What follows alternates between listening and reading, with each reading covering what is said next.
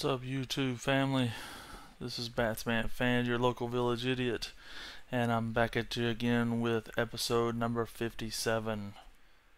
So, I have quite a few comics to show. I've had to reshoot this video. I recognized on reviewing my video that the ceiling fan was blowing air across my mic, so I had to redo the video. There's going to be one section in here that I'm still going to have to upload it like that just because of it's a polybag version of it, and so it'd be a great injustice just to show you, hey, these are the comics, and not have my reactions in there. So anyways, I digress. So let's get rolling.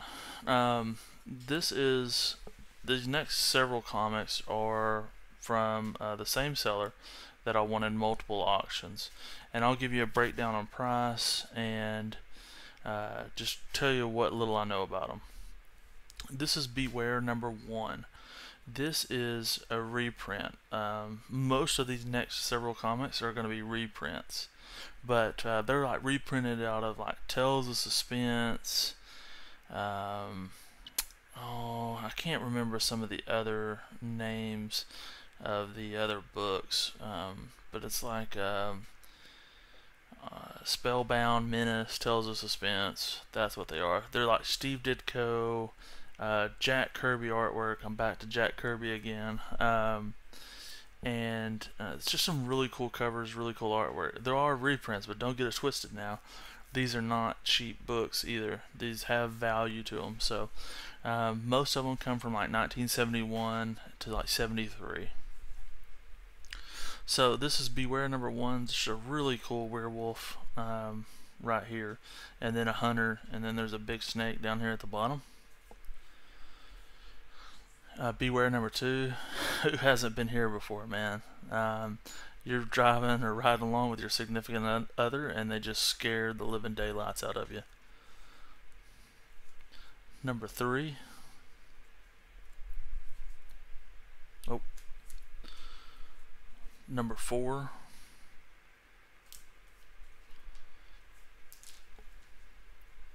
#5. Looks like the devil or something back here in the background. Just some wicked looking covers. #6, and there is actually 2 more in this run that I do not have, and that's 7 and 8. So if I had 7 and 8, I'd have a complete run. So I got those for $10. All those books that you just saw were $10. And then I bought this from the same person as well. And these next several Fear comics were all $10 as well.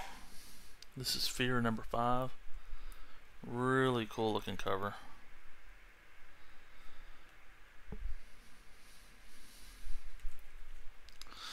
Fear #6. Fear #7. This is a nicer copy probably than the one I have on the back, but someone wrote their name, it looks like, right here. But this is another #7. Looks like this is a nice copy, but looks like something got a hold of it. #8. And #9. So I got those all for $10 as well, and this was minimal shipping. I think it's like five bucks.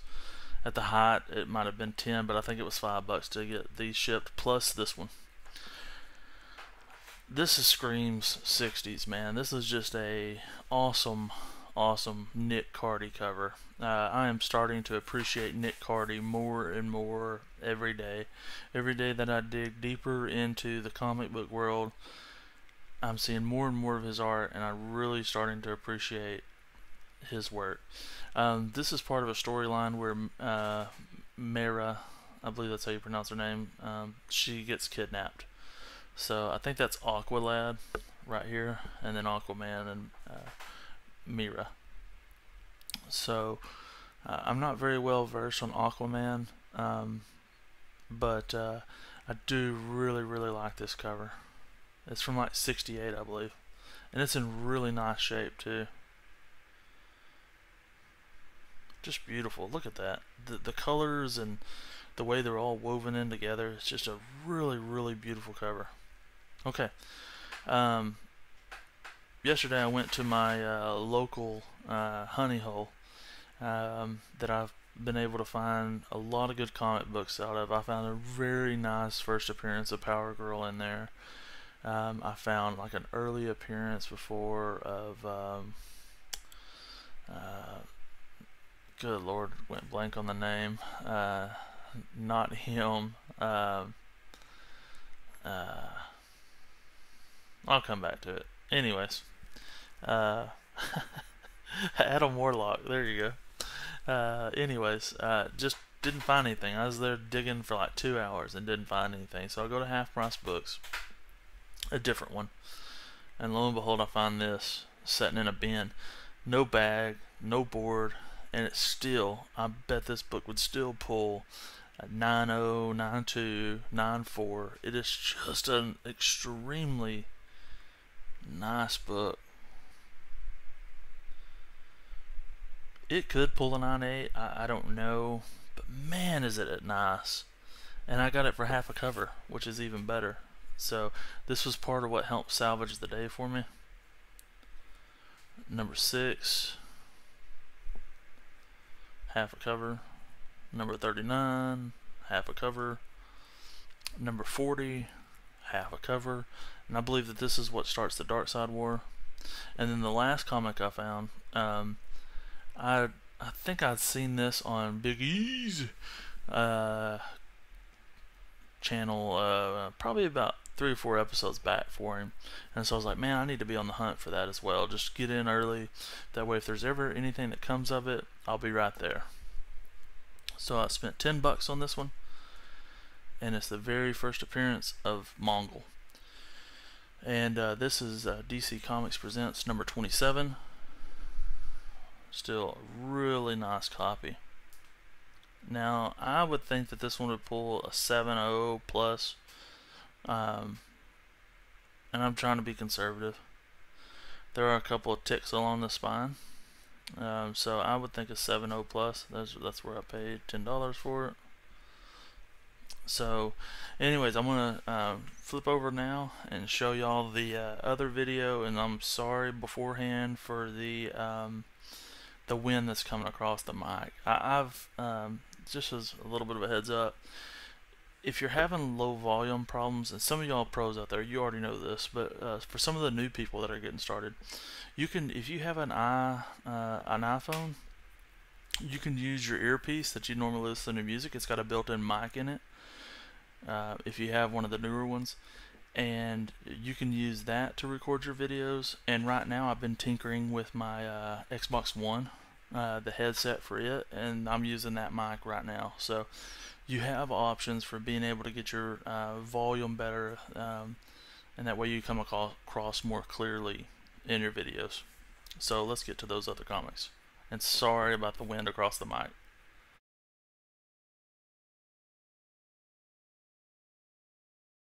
So, do my best not to cut the actual comic. I've had decent luck doing these poly bags here lately, so I know eventually I'm probably not going to get what I want. So, I just hoping it's not this time, but you never know. So this time they've finally taken a little bit more care, and they've sort of double lightly paper these. Okay, so this is not, I wouldn't even say this is a board, but it's better than that other crap that they did for Harley Quinn. Those weren't bad or boarded at all, and they got damaged. So you got the Action Comics full color one. That's the one I wanted. I didn't really have a preference on this one, but this is the one I really want to get it right. So like I said, I'm due to get upset on these. So I'm due for the upset, son. So let's try this one.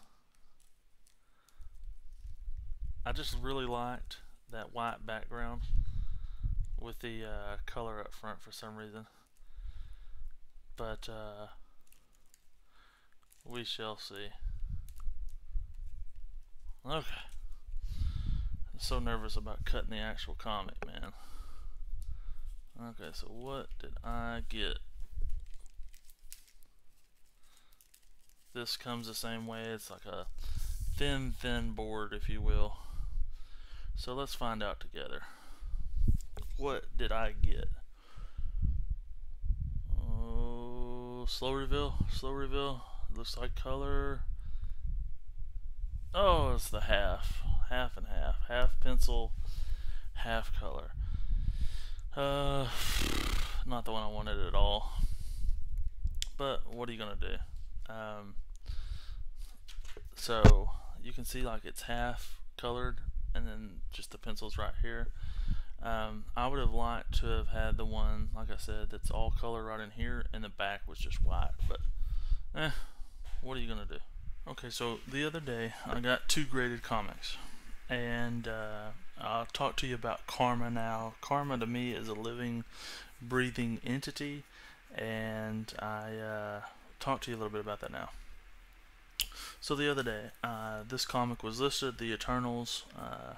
This is Jack Kirby again. This would be like opposite of all the New God stuff I've been into here lately, because he's back with Marvel at this point. But anyway, this is like the origin and first appearance of the Eternals. So I bought this. There was a make offer, and I made an offer of $50. I noticed that after I made the offer was accepted, and I was like, "Woo, that's a pretty good deal, man, $50." So I paid for it, check out everything, and then shortly thereafter, I got a message from the seller. The seller said, "Hey, I accepted your offer on accident, but I'm going to stand by that. That's my mistake. I shouldn't have done that, but I'm going to honor my mistake." So I sent him a message back and said, "Hey, that's not how I get down. That's not how I roll. If you made a mistake, please feel free to cancel the order, and then we'll renegotiate on the comic book." Because I know on the phones, sometimes it could be really easy to accidentally hit the wrong button. So the seller sent me a message back and said, "No, don't worry about it. It was my mistake. I'm going to honor it. Whatever." So I thought to myself, man, that's awesome, because just earlier in the week, I had a seller that listed a comic book. I used to buy it now, paid for it, got done. Shortly thereafter, I get a refund and a message saying that, "Hey, I listed that comic book more or less in essence too cheaply, so I refunded your money," and then nothing else. So that's just a poor way to do business. If you make the mistake, you own that mistake. We're not talking about thousands of dollars here, folks. Like if it was $1,000 to $2,000, I'd understand that. Oh crap, I made a mistake. Please forgive me. Let me make it up to you in some way or form. But if you list something and then someone buys it, man, that's your fault. Own that as a seller. Anyways, I digress. So I bought this book for $50. It's a 9.4 grade, really good shape, comes from 1976. So I still felt this sort of weighed on me. And I was like, I buy a lot of books off eBay, and I need to maintain, a positive relationship with these sellers. So I said, here's what I'm going to do. You've got this book listed for $100, and I'm going to make you an offer. I'm going to make you an offer that you can't refuse. I'm going to make you an offer that will offset it, just the shipping part of it, so I'm paying full price for the book. The book I chose to buy was one I've been hunting anyways, but it's the Ant-Man. It's the Marvel Premiere number 47. Scott Lang becomes the new Ant-Man. So I spent $88 on that one. So the 50 and 88, and then it was like $12 for shipping. So I just, Karma, like I said, I believe that that's a living, breathing entity, and we've got to do what we can to try to make sure we're always fair by people, because I believe it comes back to you. So that's why I went ahead and paid full price for this, which was still a good deal. I didn't get hurt on buying this, and I most certainly didn't get hurt on buying that. So anyways, I've got one more book to show y'all. It hasn't come in the mail yet. Should be getting here anytime today. So I'll add that one last video in, and then we'll be on our way. Looking forward to episode 58. Okay, so for my last comic book of this episode, I got a first appearance, and I spent less than $50 on it. Let's just call it 50.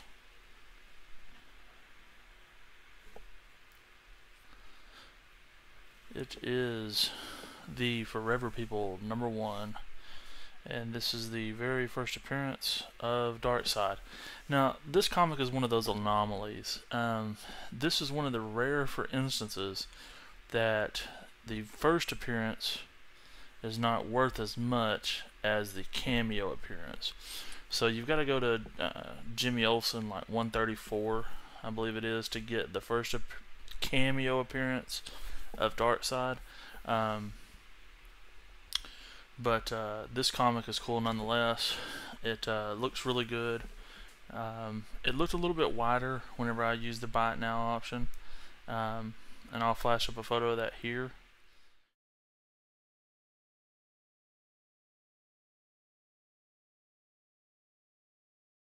But this is still this covers a predominantly white cover, so it has a lot of tendency to get dirty. So give me just a second, we'll open it up and take a look.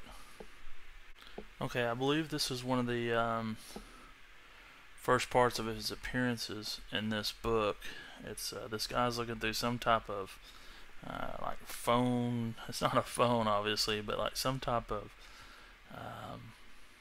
TV or it's a video screen, more or less, and he's talking with Darkseid right here. Flip over. I think I've got to flip over several more pages to get to where they actually confront Darkseid.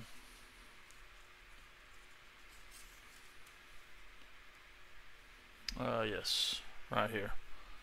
You know, release our Darkseid. I know you can hear me. You are never far from your traps. And then here's Darkseid right here in all his glory, if you will. Here he is again. So, anyways, this is his first appearance, full first appearance, and I'm glad to have this. I think this book will continue to go up in value, especially if Darkseid makes an appearance in one of these upcoming DC movies. I equate him to Thanos. So, anyways, thank y'all very much for watching. I should be putting out episode 58 sometime here in the near future. That's all, folks.